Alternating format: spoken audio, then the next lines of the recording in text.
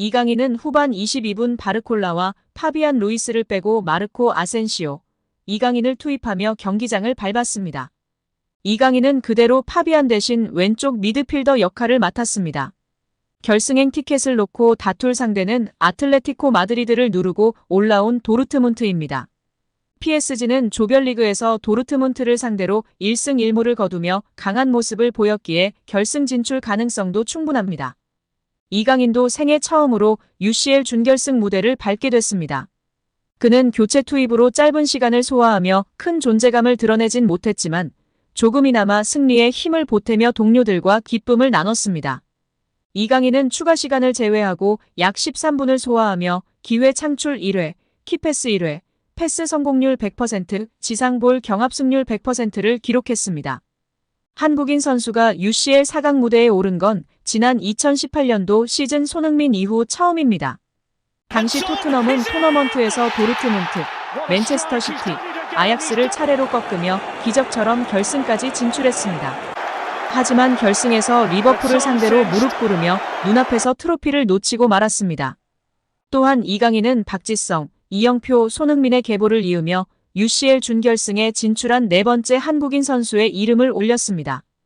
이영표는 2004년도 시즌 에인트호번에서 박지성과 함께 4강 무대를 누볐습니다. 박지성은 이후로도 맨체스터 유나이티드에서 꾸준히 준결승에 올랐습니다. 여기에 이강인 선수가 경기 후 파리 생제르맹 선수들과 애프터를 즐기며 환호하는 장면들이 축구 커뮤니티에서 화제가 되고 있습니다. 팬들은 너무 신나 보인다. 가장 귀여워. B클럽에서 준결승 무대 진출한 거 너무 자랑스러워. 항상 옆에는 음바페가 있네.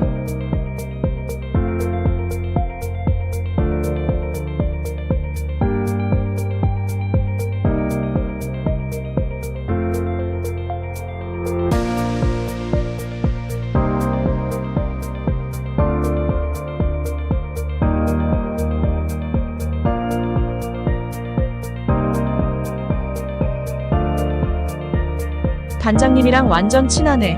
강인이가 기뻐하고 있어. 나도 기분이 좋다. 등의 반응을 보이고 있습니다. 챔스 4강전은 도르트문트와의 대결을 앞두고 있습니다. 5월 1일 새벽 4시에 독일 원정으로 1차전이 시작됩니다. 이후 5월 8일에는 파리에서 2차전이 예정되어 있는데요. 꼭 결승 무대 밟고 우승까지 갔으면 좋겠습니다. 여기에 지난주 데일리메일 등 유수 매체가 보도한 인공지능 AI의 챔피언스리그 우승팀 예측 파일은 팬들 사이에서 큰 화제를 모았습니다. AI는 자체 알고리즘을 통해 2024년부터 2103년까지 지구상 최고의 축구대회로 여겨지는 챔피언스리그 우승팀을 예측했습니다.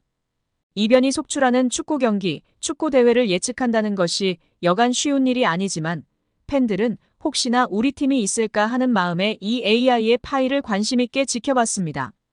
AI는 손흥민 소속팀 토트넘의 경우 꼭 10년 뒤인 2034년에 우승할 수 있다고 내다봤습니다. 2034년이면 올해 32인 캡틴 손흥민이 42이 됩니다.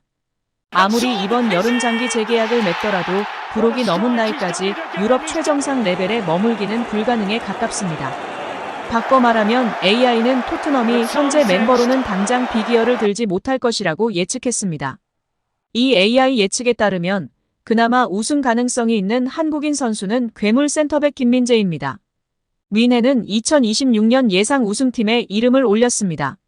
천재 미드필더 이강인이 몸담은 파리 생제르맹은 이강인이 33이 되는 2033년 더 코리안 가이 황희찬이 뛰는 울버햄턴은 2042년에 우승을 할 것이라고 전망했습니다. 아무리 AI의 시대가 도래했다고 하더라도 신뢰도는 살펴볼 필요가 있는데요. 우선 당장 이번 시즌부터 예측이 틀렸습니다. AI는 올해 우승팀으로 바르셀로나를 지목했습니다. 하지만 바르셀로나는 17일 파리 생제르맹과 8강 2차전에서 1대4로 역전패하며 1차전 승리를 지키지 못하고 합산 점수 4대6으로 무릎 꿇었습니다. AI는 2025년 맨유가 우승할 것으로 예상했는데요. 하지만 맨유는 올 시즌 프리미어리그 32라운드 현재 7위에 처져 있습니다. 6경기를 남겨두고 챔피언스리그 진출권인 4위 에스턴 빌라와 13점 차입니다. 챔피언스리그 진출 가능성 자체가 희박합니다. 데일리메일에 따르면 이 예측 파일을 본 팬들은 맨유가 다음 시즌 챔스도 못 나갈 텐데. 무슨 우승, 아스널은 이 리스트에도 없네. 스토크시티를 포함하지 않았으므로 꽤 현실 가능성이 있는 리스트다 등의 반응을 보이고 있습니다. 빠르면 올 시즌 파리 생제르맹이 빅이어를 들 수 있을까요? 이강인이 파리에 있는 동안 빅이어를 들었으면 좋겠습니다. 경기 이강인의 후 소속팀 PSG가 지난해에 이어 2024년 여름 다시 한번 한국을 방문할 계획을 세우고 있습니다. 프랑스 유력지 레퀴프가 한글 유니폼을 입은 PSG가 올여름 한국 투어를 준비하고 있다고 전했습니다. 언론은 PSG가 일요일 스타드 랭스와의 경기에 한국에 헌사를 보내는 유니폼을 입었다. PSG는 이강인의 나라 한국어와 한국 아티스트가 디자인한 유니폼을 입고 모였다라고 보도했습니다. 또 지난 3월 8일에는 서울의 플래그십 스토어를 오픈했습니다. 서울의 플래그십 스토어 오픈을 결정한 배경에는 PSG를 향한 한국 팬들의 뜨거운 열정과 관심이 뒷받침되었습니다.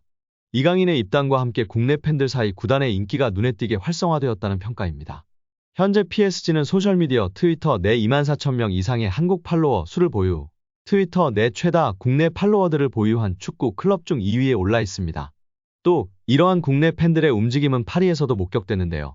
PSG의 홈구장인 파르크 대 프랭스에서 펼쳐지는 경기에 참석하는 한국 팬들의 비율은 20%나 올랐으며 스타디움 투어 참여율 또한 300% 상승했습니다.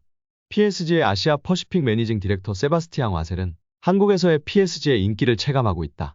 최근에 인기가 더 많아진 것도 사실이나 PSG는 이전부터 국내에서 다양한 파트너들과 관계를 맺으며 국내 팬들에게 다가가고자 노력했다.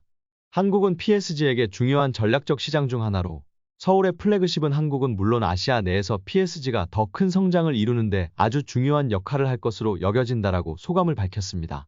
PSG는 이강인의 영입 효과를 축구적으로는 물론이고 축구 외적으로도 톡톡히 느끼고 있다는 점에서 올여름 한국 프리시즌 투어 준비가 허황된 얘기가 아닙니다.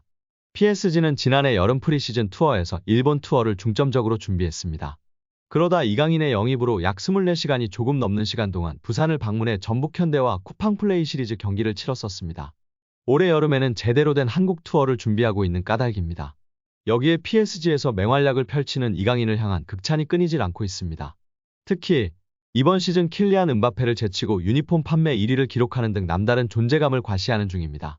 프랑스 매체 라데페체는 기자 압델라 불마의 언급을 전했는데 PSG에서 유니폼을 가장 많이 판매한 선수는 이강인이라고 전했습니다. 불마는 이강인은 마요르카에서 PSG 이적 후 인기가 높았다. 유니폼을 가장 많이 판매했다고 감탄을 금치 못했습니다.